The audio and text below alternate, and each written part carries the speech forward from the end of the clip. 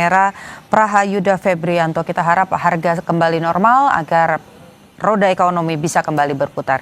Selamat bertugas kembali. Saudara, kita beralih ke informasi lain, dibahas hanya dalam waktu 18 hari. Rancangan Undang-Undang Pusat Finansial Internasional Indonesia akan disahkan dalam rapat paripurna DPR RI hari ini. Hal ini dilaksanakan setelah ke-8 fraksi menyetujui RUU PFII. Komisi 9 DPR RI bersama pemerintah menyepakati rancangan undang-undang tentang Pusat Finansial Internasional Indonesia atau RUU PFII untuk dibawa ke rapat paripurna hari ini. Kesepakatan ini merupakan hasil rapat kerja Komisi 9 DPR RI dengan Menteri Keuangan Purbaya Yudi Sadewa, Wakil Menteri Hukum Edward Omar Syarif Hiyari, bersama dengan perwakilan Kementerian Investasi dan Hilirisasi.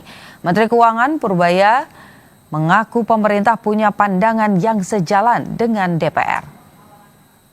Pemerintah memiliki pandangan yang sejalan dengan DPR RI bahwa pembentukan Pusat Finansial Internasional Indonesia merupakan langkah strategis untuk menjadi katalis bagi pendalaman pasar keuangan, diversifikasi instrumen dan sumber pembiayaan, peningkatan investasi, serta penguatan posisi Indonesia sebagai bagian dari ekosistem keuangan global.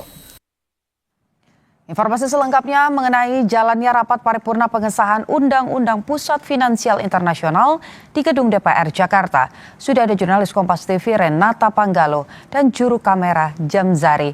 Renata, bagaimana jalannya rapat paripurna pengesahan Undang-Undang PFII di sana? Dan bisa dijelaskan apa saja poin-poin penting yang ada dalam RUU ini?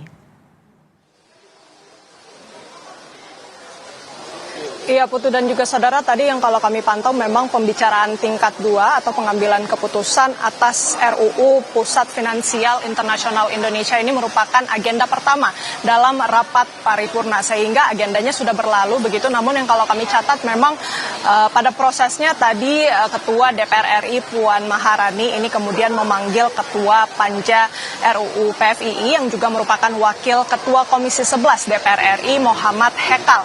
Dan dalam laporan ini juga sudah dijabarkan rincian dari draft RUU PFII yang memuat ada 10 bab, dan yang kalau kami catat beberapa bab diantaranya ini mengatur fasilitas perpajakan, fasilitas pabeanan, penggunaan falas, lembaga arbitrase dan juga pengadilan PFII. Selanjutnya Puan Maharani juga kemudian mempersilahkan perwakilan dari pemerintah, dalam hal ini Menteri Keuangan Purbaya Yudi Sadewa yang menyampaikan pendapat akhir sebagai perwakilan dari Presiden Prabowo Subianto. Dan dari pendapatnya itu memang ada yang kami catat sejumlah hal. Yang pertama memang Purbaya ini kemudian menegaskan bahwa PFII bukan untuk menggantikan sistem keuangan domestik yang sudah ada, namun untuk melengkapi ekosistem kelas dunia yang terintegrasi. Kemudian juga kehadiran dari PFII ini bertumpu pada 3 pilar.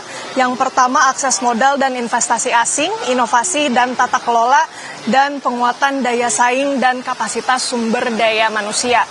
Menurut Purbaya, Putu dan juga saudara, memang PFII ini nantinya akan menjadi motor penggerak perekonomian untuk mencapai target 8% pertumbuhan ekonomi yang sudah diupayakan begitu ya, atau sudah ditargetkan oleh pemerintahan Presiden Prabowo Subianto. Yang juga digarisbawahi oleh Purbaya yang menjadi istimewa dari PFII ini adalah penguatan aspek hukum yang memang seringkali disoroti dalam pembahasan RUU PFII ini, yang dimana Purbaya menegaskan bahwa adanya keberadaan dari pengadilan PFII, kemudian juga lembaga arbitrase PFII yang bisa menjamin kepastian hukum bagi investor yang menanamkan modal dalam Pusat Finansial Internasional Indonesia. Dan juga Putu dan juga saudara, memang yang menjadi sorotan ini bagaimana kemudian RUU PFII ini begitu dikebut. Kalau yang kita catat dari awal pembahasan